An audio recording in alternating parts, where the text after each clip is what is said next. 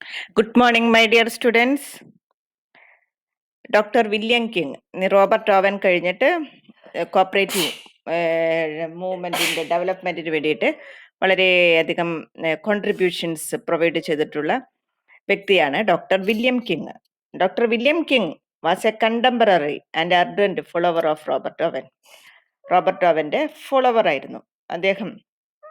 Poverty, literacy, disease, crime ഇതൊക്കെ ഉണ്ടാകാനായിട്ടുള്ള കാരണം എന്താണെന്നാണ് അദ്ദേഹം വിശ്വസിച്ചിരുന്നത്. ഇക്കോണമിക് ആൻഡ് സോഷ്യൽ എൻവയർമെന്റ്, ആ കാലഘട്ടത്തിലുള്ള സാമ്പത്തിക സാമൂഹിക ചുറ്റുപാടുകളാണ് ഇങ്ങനെയുള്ള കാര്യങ്ങളൊക്കെ കൂടിക്കൂടി വരാനായിട്ടുള്ള കാരണം എന്നാണ് അദ്ദേഹം വിശ്വസിച്ചിരുന്നത്. അതുപോലെ തന്നെ അദ്ദേഹം പ്രാക്ടിക്കൽ മൈൻഡഡ് ആയിരുന്നു, ഡോക്ടറാണല്ലോ. അപ്പൊ അതനുസരിച്ചൊരു പ്രാക്ടിക്കൽ മൈൻഡ് ആയിരുന്നു. അദ്ദേഹം ആർഗ്യൂ ചെയ്തത് only men of knowledge was the basic thing for the success of cooperatives. വിവരമുള്ളവർ, നോളജ് ഉള്ളവർക്ക് മാത്രമേ കോപ്പറേറ്റീവ് മൂവ്മെന്റിനെ സക്സസ്ഫുൾ ആക്കി മാറ്റാനായിട്ട് സാധിക്കൂ എന്നായിരുന്നു അദ്ദേഹം പറഞ്ഞത്. അതുകൊണ്ട് തന്നെ അദ്ദേഹത്തിന്റെ ഐഡിയാസ് ഒക്കെ സ്പ്രെഡ് ചെയ്തു. ദ കോപ്പറേറ്റർ എന്നുള്ള മന്ത്ലി പേപ്പറിൽ ഒരു പേപ്പർ അദ്ദേഹം പബ്ലിഷ് ചെയ്തു. ആ പേപ്പറിൽ കൂടെ അദ്ദേഹം വൈഡായിട്ട് സർക്കുലേറ്റ് ചെയ്ത് കോപ്പറേറ്റീവ് മൂവ്മെന്റിനെ കുറിച്ചിട്ടുള്ള അദ്ദേഹത്തിന്റെ ഐഡിയാസ് ഒക്കെ സ്പ്രെഡ് ചെയ്തു. The style of his presentation and the language used was also simple that they provide a handsome guide to the working class. അങ്ങനെ ആ പേപ്പറിൽ അദ്ദേഹം എഴുതിയിരിക്കുന്നതും അതുപോലെ തന്നെ എല്ലാതും വളരെ സാധാരണ ജനങ്ങൾക്കൊക്കെ മനസ്സിലാകുന്ന തരത്തിലായിരുന്നു. അതുകൊണ്ട് തന്നെ ഓർഗനൈസേഷൻ വളരെയധികം മുൻപോട്ട് പോയി. 1827 2 കോപ്പറേറ്റീവ് ഓർഗനൈസേഷൻസ് വേർ ഫോംഡ്. ഏതൊക്കെയായിരുന്നു ആ 2 കോപ്പറേറ്റീവ് ഓർഗനൈസേഷൻസ്? ബ്രൈറ്റൺ കോപ്പറേറ്റീവ് ബെനിവലന്റ് അസോസിയേഷനും കോപ്പറേറ്റീവ് ട്രേഡിംഗ് അസോസിയേഷനും. അദ്ദേഹത്തിന്റെ അഭിപ്രായത്തിലെ വർക്കേഴ്സിന്റെ ബുദ്ധിമുട്ടുകൾ ഒരു പരിധിവരെ സോൾവ് ചെയ്യാനായിട്ടുള്ളതാണ് cooperation. Though cooperative organisation they could raise enough capital by accumulating small savings. അങ്ങനെ മെമ്പേഴ്സ് ഒക്കെ സേവ് ചെയ്ത് കുറച്ച് ക്യാപിറ്റലൊക്കെ റൈസ് ചെയ്ത് കുറച്ച് എമൗണ്ട് ഒക്കെ അവർക്ക് ഉണ്ടാക്കാനായിട്ട് സാധിച്ചു. Surplus capital should be used to employ more and more members to make clothes, bags, shoes, etc. അങ്ങനെ സർപ്ലസ് ആയിട്ടുള്ള ക്യാപിറ്റല് എന്തിനു വേണ്ടിയിട്ട് യൂസ് ചെയ്തു? ക്ലോത്ത്സ്, ബാഗ്സ്, ഷൂസ് അങ്ങനെ മറ്റുള്ളതൊക്കെ ഉണ്ടാക്കുന്നതിന് വേണ്ടിയിട്ട് യൂസ് ചെയ്തു. അങ്ങനെ ജനങ്ങളൊക്കെ കുറേ പേരൊക്കെ ഇതിലെ മെമ്പേഴ്സ്, കുറേ പേര് ക്ലോത്ത്സ് ഉണ്ടാക്കുന്നതിൽ, കുറേ പേര് ബാഗുകൾ ഉണ്ടാക്കുന്നതിൽ, കുറേ പേര് ഷൂകൾ ഉണ്ടാക്കുന്നത്. അപ്പം അങ്ങനെ ആയപ്പോൾ എന്തുണ്ടായി? അവർക്ക് അതൊക്കെ ഉണ്ടാക്കാനായിട്ട് അവർ പഠിച്ചു. അവർ സെൽഫ് എംപ്ലോയിഡ് ആയിട്ട് മാറി. അവർ കമ്മ്യൂണിറ്റിയുടെ ഡെവലപ്മെന്റിന്റെ ഭാഗമാക്കാനായിട്ട് അവർക്ക് സാധിച്ചു. അതുപോലെ തന്നെ the principal governing the activities of such a community must be of a Christianity. അതൊരു ഡ്രോബാക്ക് ആയിരുന്നു ഡോക്ടർ വില്യം കിങ്. ക്രിസ്ത്യാനിറ്റി, കാരണം അതിൽ ക്രിസ്ത്യാനിറ്റിക്കായിരുന്നു അതിൽ ഇമ്പോർട്ടൻസ് ഉണ്ടായിരുന്നു.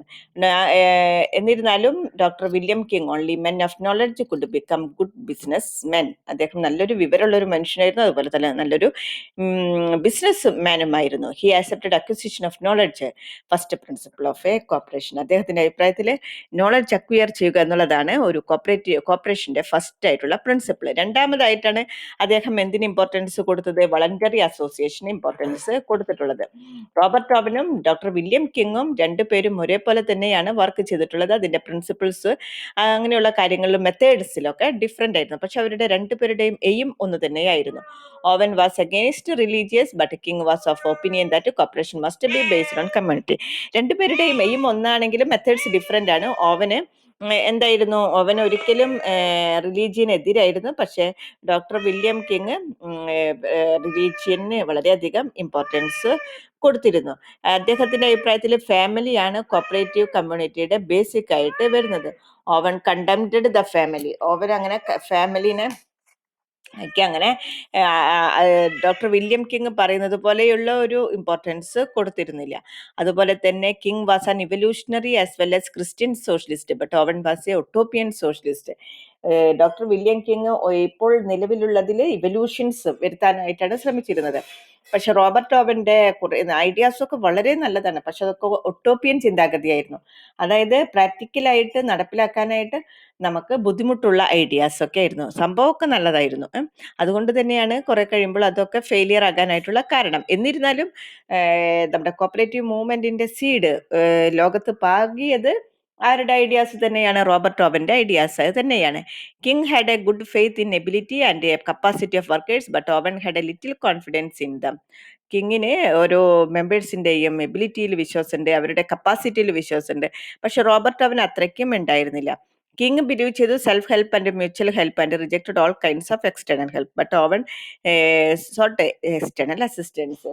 രണ്ടുപേരും നേരെ ഓപ്പോസിറ്റ് ആയിരുന്നു. കിങ്ങിനും എക്സ്റ്റേണൽ ആയിട്ടുള്ള ഒരു ഹെൽപ്പും വേണ്ട, എല്ലാവരും തനിയെ ഇതായിരിക്കണം. പക്ഷെ റോബർട്ട് ഓവന് എക്സ്റ്റേണൽ ഹെൽപ്പ് ആവശ്യമുണ്ടായിരുന്നു. അങ്ങനെയുള്ള കാര്യങ്ങളിലൊക്കെ കുറേയൊക്കെ വ്യത്യാസം ഉണ്ടായിരുന്നു. എന്നിരുന്നാലും ഈ വ്യത്യാസങ്ങളൊക്കെ ഉണ്ടെങ്കിലും both of them agreed upon the need of a change. രണ്ടുപേരുടെയും അൾട്ടിമേറ്റ് ആയിട്ടുള്ള എയിം എന്തായിരുന്നു? സൊസൈറ്റിയിലെ സം ചേഞ്ച് ഉണ്ടാക്കണം എന്നുള്ളത്. In the economic and social setup they aimed at the same thing, that is better economic and social setup through cooperative methods. രണ്ടുപേരുടെയും aim ആയിരുന്നു some changes in economic and social setup. ഏത് വഴി? Through cooperative methods. ഇനി അടുത്തതാണ് Rochdale pioneers, 1844. Pioneers എന്ന് പറഞ്ഞാൽ എന്ത് കാര്യവും നമ്മൾ ആദ്യമായിട്ട് ചെയ്യുന്നവരെയാണ് പയനിയേഴ്സ് എന്ന് പറയുന്നത്. Along with these efforts, experiments and failures, അങ്ങനെ കുറേ ബുദ്ധിമുട്ടുകൾ സഹിക്കുന്നു ഡോക്ടർ വില്യം കിങ്, റോബർട്ട് ഓവനും. അതോടൊപ്പം തന്നെ അദ്ദേഹം അവരുടേതായിട്ടുള്ള കുറേ ഐഡിയാസ് വന്നു, അവരുടേതായിട്ടുള്ള കുറേ എക്സ്പെരിമെന്റ്സ് വന്നു. പക്ഷെ കുറേയൊക്കെ റോബർട്ട് ഓവന്റെ എല്ലാതും ഫെയിലിയർ ആയി. ഫ്രണ്ട്ലി സൊസൈറ്റീസ്, ലേബർ എക്സ്ചേഞ്ചസ് ഒക്കെ ഫെയിലിയർ ആയി. എന്നിരുന്നാലും Rochdale friendly cooperative society was formed by 60 flannel weavers. അങ്ങനെ ആദ്യമായിട്ട് ഒരു കോപ്പറേറ്റീവ് സൊസൈറ്റി സ്റ്റാർട്ട് ചെയ്യാണ് 1830-ല്. 60 ഫ്ലാനൽ വീവേഴ്സ്. അതിൽ മെമ്പേഴ്സ് എത്ര പേരുണ്ടായിരുന്നു? 60 പേരുണ്ടായിരുന്നു. 60 കമ്പിളി തുന്നുന്നവര്. In the history of Great Britain the 1840s have been named as a hungry 40s. 1840s ഭയങ്കര ക്ഷാമം, രൂക്ഷമായ ക്ഷാമമുള്ള കാലമായിരുന്നു. ആ കാലഘട്ടത്തിനെ പറയുന്നതാണ് hungry 40s. The condition in Rockdale was the worst, so that 28 persons amongst the 60 members of Rockdale Friendly Society established a cooperative society with unlimited pioneers society. Charles Howrath was the leader. Cooperative society start ചെയ്തതിൻ്റെ ലീഡറായിട്ട് മാറുന്നതാണ് Charles Howarth. By investing 14 pounds they purchased small quantities of wheat, flour, കെറ്റ്മി, അങ്ങനെ കുറച്ച് important ആയിട്ടുള്ള സാധനങ്ങളൊക്കെ വാങ്ങിയിട്ട് ഒരു സ്റ്റോർ അവർ സ്റ്റാർട്ട് ചെയ്യാണ്. 21/12/1844 അതിൻ്റെ ഇതായിരുന്നു the Toad Lane store in a rented building in number 1 Todd Lane. It was the vision of a better social order. അതാണ് ഈ ലോകത്തിൽ ആദ്യമായിട്ടുള്ള നല്ലൊരു സോഷ്യൽ ഓർഡറിന്റെ inspired to organise themselves into an association. There was a lack of ഫണ്ടൊക്കെ വളരെ കുറവായിരുന്നു.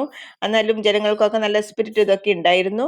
അതുകൊണ്ട് തന്നെ ഒരു പരിധി വരെ അത് കോമ്പൻസേറ്റ് ചെയ്തു. The members themselves worked as a part time salesman by turn.